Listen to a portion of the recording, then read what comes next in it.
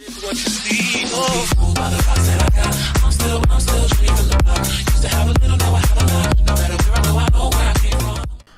poppin' YouTube? It's your boy Handgun, and today we're going to be talking about places in the world where there are still treasure out there, and this treasure is able for anybody to find it. If you find it, you get to keep it. So I'm just telling y'all, so if y'all find it, keep me in mind. No, I'm kidding.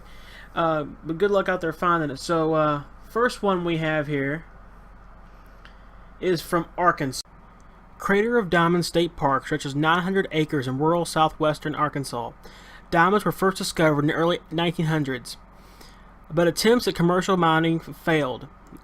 Crater of Diamonds became a tourist attraction, and interest was sparked with a large diamond. The 15-carat stone became the star of Arkansas. Was found by a tourist in the 1950s. Today, diamond hunting takes place on a 37-acre plowed field in the center of the park. Diamonds are found almost every day by tourists. Stones are of magnificent size, some even the size of 3 carats. That's insane. And it only costs $8 for adults and $5 for kids. That's a great thing to do for the whole family. If this video gets 1,000 likes, I will go do that. I really will. The next one we have here is from Missouri. This was once a very lucrative mine operating near the town of Jack's Fork in Current River, Missouri. During the mid-18th century, the mine's owner, Joseph Slater, would regularly float large amounts of high-grade copper down to New Orleans in an effort to keep his mine secret. He filed a claim for a mine several miles up the road so nobody would know where his mine was. The only people who knew about his mine was him and his daughter. Slater and his family eventually moved away. The miner planned to return to the mine one day, but he died before he could do so.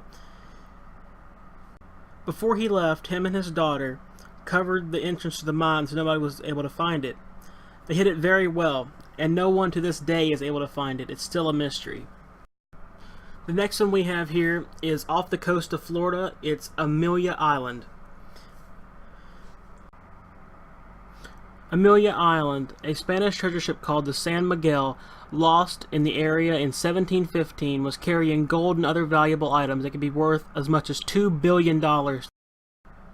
Small finds by a local treasure hunters group suggest that the ship could have gone down somewhere near Amelia Island.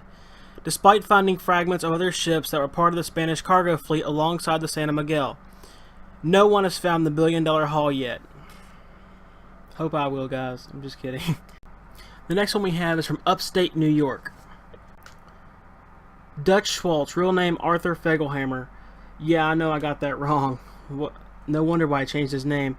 Was a well-known crime boss in New York City in the Roaring '20s. He made a fortune with bootleg liquor,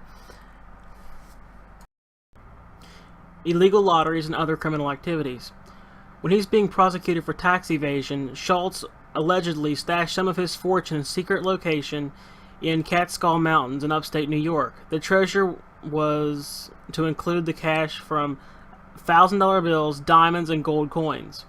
He was acquitted of tax evasion, but prosecutors started pursuing other charges, so Schultz was not able to go after his hidden loot. He managed to avoid jail, but he was eventually gunned down on corners. Crime bosses. Some stories say Schultz mumbled out some barely coherent words while bleeding out after being shot. Others say they found a map, but it was unable to be deciphered. The next one we have is from the state of Virginia. One of America's strangest treasure stories involves a series of ciphers that supposedly tell the whereabouts of a treasure buried in the early 1800s. Thomas Weeble was part of that group that found a large treasure in the American West in 1819. The men transported their haul to their home state of Virginia, where they buried it. Bale decided to write 3 ciphers that would give the location and the contents of the treasure in case something happened to the group when they returned to the West to bring back more treasure. Neither Bale or any of the other men from the group ever returned to Virginia. No one was able to decipher the codes. The story was made public in the 1890s. People were able to decipher one of the codes, but it spoke only of the contents of the treasure. It did not say anything about the location. Many claimed the whole Bale story was a hoax, but Cleographers continue to crack the code even The next one we have is located somewhere in the hills of New Mexico.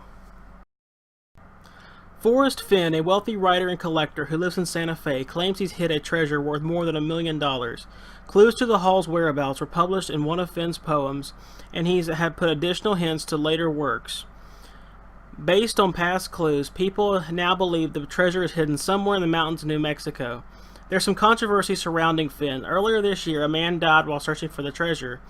This caused some people to criticize the author and question whether the story might be a hoax. Fenn continues to stand by his claim. However, he has said that it's not a dangerous location. No one should search a place where an 80-year-old man would not hide it. Alright guys, just remember, if any of y'all find it, remember who told you. I'm just kidding, alright. Have a good one. Peace out. Goodbye.